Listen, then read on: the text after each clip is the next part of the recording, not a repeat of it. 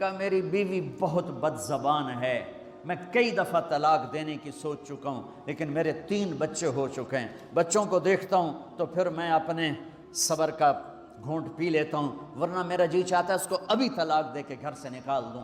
دولت بھی موجود ہے، خوبصورتی بھی موجود ہے، شکل بھی موجود ہے، عزت بھی موجود ہے، سہولت بھی موجود ہے، کیا چیز موجود نہیں؟ ایک خاتون مجھے ملنے آئی، ملانے والے نے مجھ سے کہا کہ اس کا خاوند کھربوں پتی، ارب پتی نہیں، کھرب پتی آدمی ہے، کھرب پتی پاکستان میں 2 4 10 آدمی ہیں۔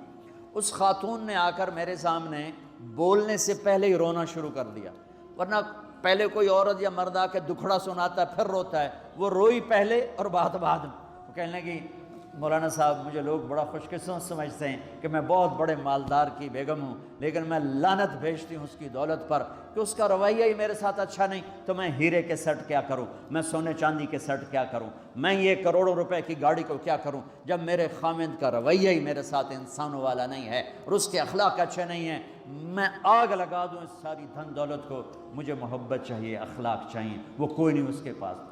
چند دن بعد دوسرا واقعہ سنا، ایک نوجوان بڑا خوبصورت، وہ بھی اسی طرح لیکن اتنا مالدار، کافی مالدار، وہ آ کے میرے پاس بیٹھ کے رونے لگا، مولانا صاحب اب میں کیا کروں، میری زندگی برباد ہو گئی، میرا اتنا عالی شان گھر ہے، اتنی اچھی میری کمائی ہے، آمدنی ہے، لیکن میں کیا کروں۔ یہ اسی کے الفاظ بتانے لگا ہوں، میری بیوی کی زبان 20 فٹ لمبی ہے، میں کہو رکھ دی کتنے 20 فٹ چاہتے،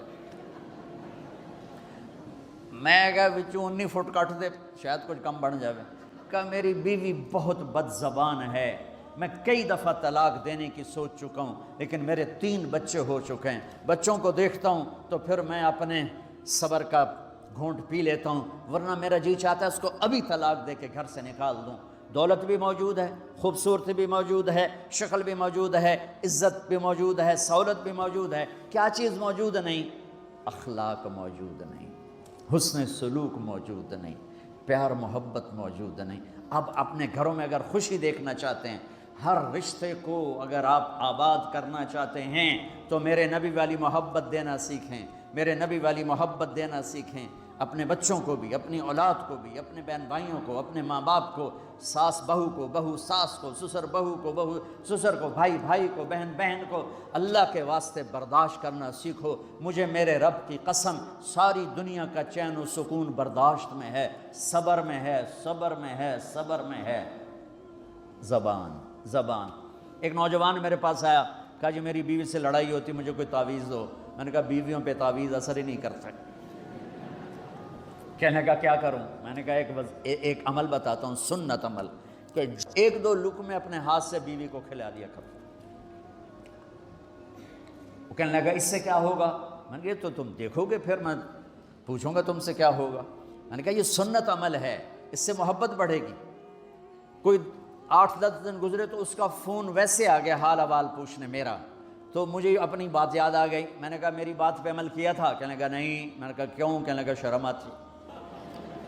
میں نے کہا لڑتے ہوئے شرم نہیں آتی؟ کبھی کوئی کمزور سے بھی لڑتا، عورت تو بیچاری کمزور ہے، چلو یہاں کی عورتیں طاقتور ہیں، سنا ہے کہ بڑی شیرنیاں ہیں اور ان کے خامد سارے بکری یہ شیر ہیں، الٹا ہی کام ہے، یہاں عورتیں شیر ہیں، خامد بکریاں ہیں۔ چلو بھائی تم مہربانی کر کے اپنے خامدوں کو عزت دو، اور ان سے کہہ دو اپنی بیویوں کو عزت دو، محبت سے رہو۔ تو میں نے کہا بے وقوف، کبھی کمزور کے ساتھ بھی کوئی لڑتا ہے، اس میں تمہیں شرم نہیں آتی اور اس میں شرم آتی ہے؟ سنت۔ میں نے کہا چل کر اور مجھے بتا۔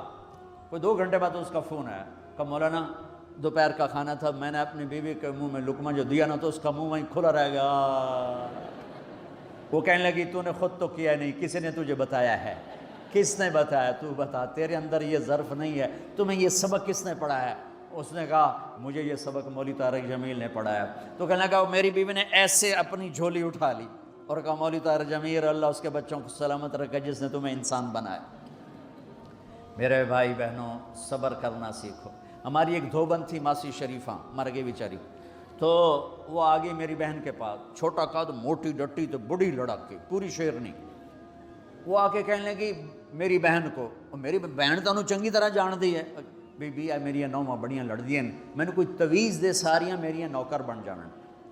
اب میری بہن کو پتہ تھا کہ وہ سارا لڑائی دا تماشا تھا، ماسی شریفاں تو شروع ہوندا، ادو تو ہوندا ہی کچھ نہیں، بیچاریاں معصوم جیاں چھوٹیاں چھوٹی عمر دیاں۔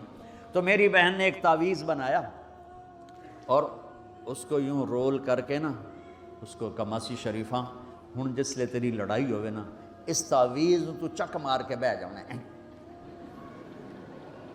تے چھڑنا نہیں، جے تو چھڑیا تو مر جانا ہے، انہوں پکا کر کے رکھیں۔ اس نے کیا کیا، ماسی شریفوں کو چپ کروایا۔ اب ہمارا دیہاتی ماحول ہے، تعویذوں کی بڑا عقیدت ہے، صحیح تعویذ تو اثر کرتے ہیں لیکن اکثر تو ہیرا پھیری والے بیٹھے ہوئے ہیں سارے ہی، تو اللہ ماشاء اللہ۔ تو 8ویں دن وہ آ گئی، بی بی تو بڑا چنگا تعویذ دیتا، ساری لڑائی ختم ہوگی، کیوں کہ ماسی شریفاں چپ ہوگی۔ تو میں ان ساری مستورات کو یہ تعویذ دے کے جا رہا ہوں، یہ سب لے لو، یہ مرد بھی لے لو، اور جب کوئی جھگڑا ہو اے یہاں رکھ کے چپ کر کے بیٹھ جانا، آپ کی لڑائیاں ختم ہو جائیں۔ اگر آپ بولتے رہے تو پھر لڑائی ختم نہیں ہوگی۔ میرے نبی کی زندگی سیکھو، معاف کرنا سیکھو، محبت دینا سیکھو، ایسا نہ ہو کہ دو آپس میں بولتے نہ ہوں، ایسی بد اخلاقی سے بچو۔ اور آخری بات یہ ہے، آپ اس ملک میں رہتے ہیں، اب یہ آپ کا ملک ہے، اگر آپ کے پاسپورٹ ہیں تو یہ آپ کا ملک ہے، اس کے قانون کو عزت دو، اس کے قانون کو احترام دو۔ یہاں کی گورنمنٹ کے ساتھ مجھے پتہ چلا ہے کہ بہت سے لوگ ہیں فرضی بیمار بن کے وظیفے لے رہے ہیں، یہ حرام ہے، یہ دھوکہ ہے، یہ فراڈ ہے۔ جو حکومت آپ کی اتنی ہمدرد ہو کہ گھر بیٹھے آپ کو وظیفہ پہنچائے، آپ کے بچوں کے وظیفے لگائے، آپ کے وظیفے لگائے، انہی کے ساتھ دھوکہ کرنا ہے، انہی کے ساتھ فراڈ کرنا ہے۔ اللہ کی قسم یہ آپ اپنے ساتھ فراڈ کر رہے ہیں، یہ آپ اپنی ذات کو دھوکہ دے رہے ہیں، ان کو نہیں دھوکہ دے رہے، آپ اپنے آپ کو دھوکہ دے رہے ہیں۔ ایک سردار جی ریل میں چڑھا، ہنسی جائے، لوگوں نے پوچھا سردار جی بڑے ہنس رہے ہو، کہنے لگا ریلوے والوں کے ساتھ آج بڑا فراڈ کیا، چکر کا دے دیا، ریلوے کو چکر دے دیا ہے۔ کہ سردار جی کیا چکر دیا ہے؟ کہنے لگا واپسی کا ٹکٹ بھی لے لیا ہے اور واپس میں نے آنا کوئی نہیں ہے۔ نہ کہ سردار جی اپنے آپ ہی چکر دیتا ہے تسی تو جتنی 2 نمبری کرنے والے ہیں یہ اپنے آپ کو چکر دینے والے ہیں۔ اللہ کے واسطے اس حکومت کا نہ ٹیکس چراؤ، نہ ایسی 2 نمبری کرو، نہ یہاں کی بچیوں کو دھوکہ دے کر کاغذ بنانے کے لیے شادیاں کرو۔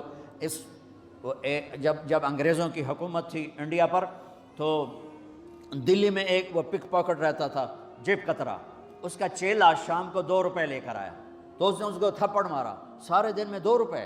تو کہنے لگا استاد آج بڑا مال مارا تھا، ایک گورے کی جیب کاٹی تھی، بہت پیسہ تھا۔ جب میں 4 قدم چلا، سننا ذرا اس زمانے کے چور کا ایمان سننا، کہنے لگا جب میں 4 قدم چلا تو مجھے خیال آیا اگر قیامت کے دن عیسیٰ علیہ السلام نے میرے نبی کو گلہ دے دیا کہ آپ کے امتی نے میرے امتی کی جیب کاٹی تھی تو میرے نبی کو شرمندہ ہونا پڑے گا۔ تو پھر میں نے کہا میری وجہ سے میرا نبی شرمندہ ہو، میں نے جا کر اس کو واپس کر دیا، اے 2 روپے اپنے دے کپ کے لے آندے۔ تو اس نے اس کو 10 روپے انعام دیا کہ یہ 10 روپے تیرا انعام ہے۔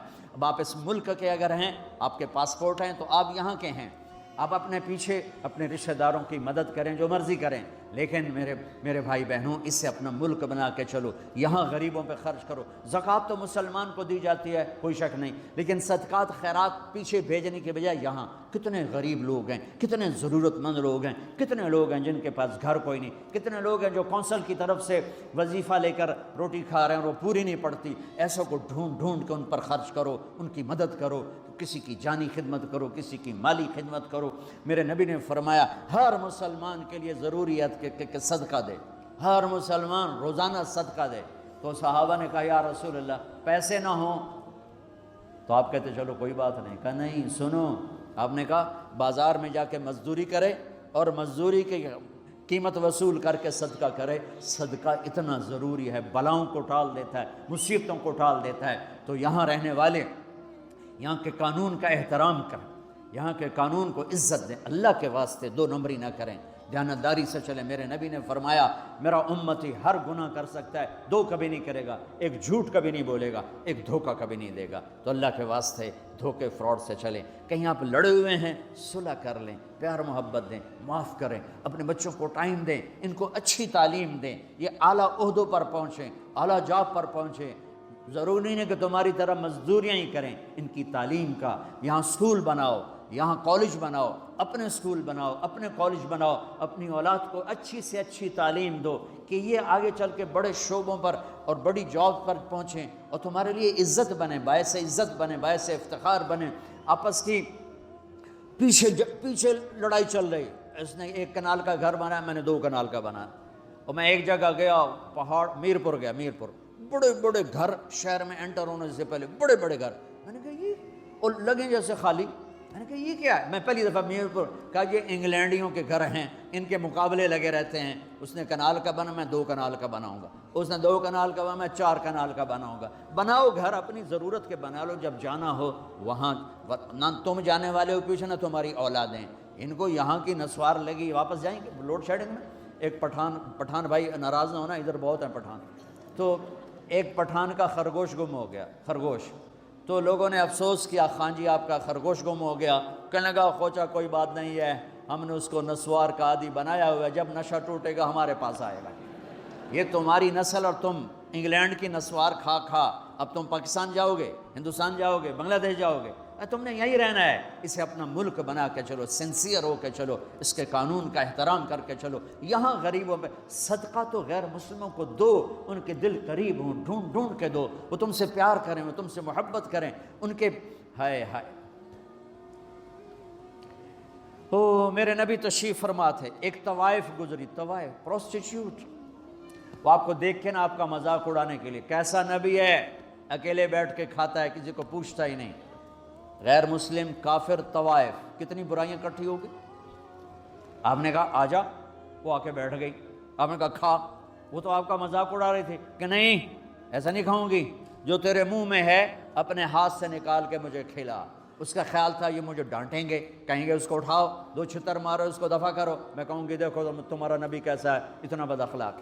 تو انہوں نے کہا نہیں، جو تیرے منہ میں ہے وہ نکال اور اپنے ہاتھوں سے میرے منہ میں ڈال۔ میرے نبی نے کہا یہ لو، آپ نے لقمہ منہ سے نکالا اور اس کے منہ میں ڈالا۔ اب پنجابی کی مثال ہے، کبے نو لت لگی اور سدھا ہو گیا۔ میرے نبی کے منہ کا لعاب جب اس طوائف کے منہ میں گیا، وہ ساتھ ہی کلمہ پڑھ گئی، ایمان لے آئی اور مدینے کی شریف ترین عورت بن گئی۔ میرے نبی تو اس طرح اخلاق والے تھے۔ یہاں تو نوکر سسٹم نہیں، میں پاکستان میں بھی روتا رہتا ہوں کہ نوکروں کے برتن الگ ہیں اور مالکوں کے برتن الگ ہیں، عورتوں کی نوکروں کی پلیٹ الگ ہے اور مالکوں کی پلیٹ الگ ہے۔ میرے نبی نے طائف کے کافر آئے، روزانہ ان کے ساتھ بیٹھ کے رات کو کھانا کھاتے تھے، ان کا جھوٹا کھاتے تھے۔ یہ اخلاق تھے جس نے انہیں کلمے میں داخل کر دیا۔ نجران کے جوڑ نظر آئے گا، اور میرے رب کی سنو، ان استقالنی عقلت لا، تو توبہ توڑ کے لے آئے 1 دفعہ یا 1000 دفعہ، ایسا جوڑوں گا کہ جوڑ نظر ہی نہیں آئے گا، بے جوڑ کر دوں۔ اور یہ تیرے کرام کاتبین کو بھی نہیں پتہ چلے گا کہ یہ توبہ ٹوٹی ہوئی ہے اور ٹوٹ کے جڑی ہے یا ٹوٹی نہیں۔ اللہ ایسی توبہ ہماری قبول کرے گا۔ جب ہو توبہ کرو، جب ہو توبہ کرو۔ تو نیت کرتے ہو توبہ کی؟ اگر ہم نے سچے دل سے کر لی تو اللہ کی قسم یہیں بیٹھے بیٹھے ہم سب ایسے ہو جائیں گے جیسے ماں کے پیٹ سے نکلے ہوں۔ اور پھر اگر ٹوٹ جاتی ہے، وہاں جا کے ٹوٹ جاتی، پھر کہنا یا اللہ میری توبہ۔ ماں تنگ آ کے شاید بچے کو مارنے لگ جائے، لیکن میرا رب کبھی تنگ نہیں پڑتا، جب بھی جھکو گے معاف کرے گا، جب بھی جھکو گے معاف کرے گا۔ اللہ تعالی ہمیں توفیق دے۔ تو میرے ساتھ کہو یا اللہ میری توبہ، پھر کہو یا اللہ میری توبہ، پھر کہو یا اللہ میری توبہ۔ اب اگر دل سے ہے تو سب معاف ہو گیا۔ آپ سب کو مبارک ہو۔